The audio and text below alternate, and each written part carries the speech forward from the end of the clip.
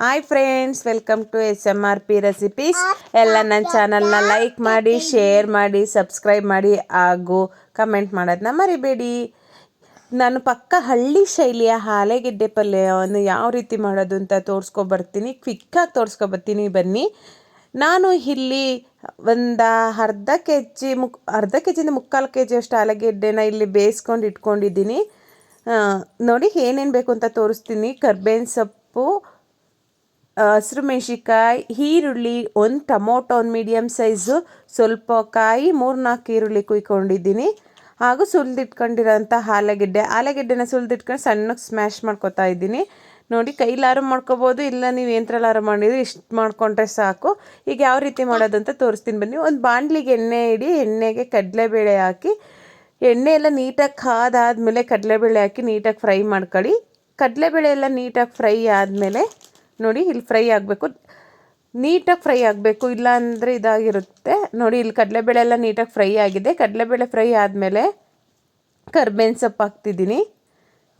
ಕಡಲೆಬೇಳೆ ಎಲ್ಲ ನೀಟಾಗಿ ಫ್ರೈ ಆದಮೇಲೆ ಕರ್ಬೇವಿನ ಸೊಪ್ಪು, ಹಸಿರು ಮೆಣಸಿಕಾಯಿ ಹಾಕ್ಬಿಟ್ಟು ಸ್ವಲ್ಪ ಫ್ರೈ ಮಾಡಿ.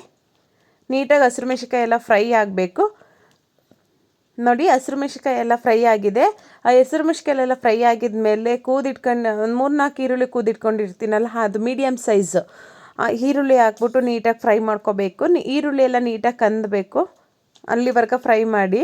ನೀಟಾಗಿ ಫ್ರೈ ಮಾಡ್ಕೊಳ್ಳಿ. ನೋಡಿ, ಹಸಿ ವಾಸನೆ ಹೋಗೋ ತನಕ ಫ್ರೈ ಮಾಡ್ಕೋಬೇಕು. ಈರುಳ್ಳಿ ಎಲ್ಲ ನೀಟಾಗಿ ಕಂದಿದೆ, ಫ್ರೈ ಆಗಿದೆ. ಇದು ಜಾಸ್ತಿ ಸೀಯಿಸಬೇಡಿ, ಚೆನ್ನಾಗಿರಲ್ಲ.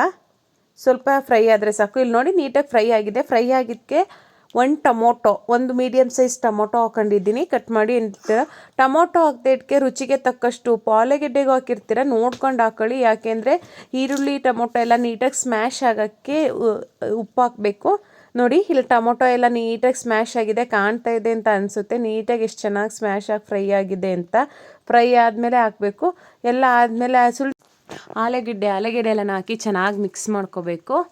ಚೆನ್ನಾಗಿ ಮಿಕ್ಸ್ ಮಾಡ್ಕೊಳ್ಳಿ, ತಳ ಹತ್ತಕ್ಕೆ ಬಿಡ್ಬಿಡಿ. ನೋಡಿ, ಆಲೂಗೆಡ್ಡೆ ಎಲ್ಲ ಹಾಕೋಬಿಟ್ಟು ನಾನು ಚೆನ್ನಾಗಿ ಮಿಕ್ಸ್ ಮಾಡಿ ಸುಲಿದು ಸ್ಮ್ಯಾಶ್ ಮಾಡಿರೋಂಥ ಆಲೂಗೆಡ್ಡೆ ಹಾಕಿ ಚೆನ್ನಾಗಿ ಇದು ಮಾಡಿದ್ದೀನಿ.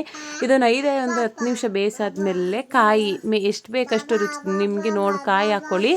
ಕಾಯಿ ಹಾಕೋಬಿಟ್ಟು ಒಂದು 3-4 ಸೆಕೆಂಡ್ ಚೆನ್ನಾಗಿ ಬೇಯಿಸ್ಕೊಳ್ಳಿ. ಚೆನ್ನಾಗಿ ಮಿಕ್ಸ್ ಮಾಡಿಬಿಟ್ಟು ಬೇಯಿಸಿ.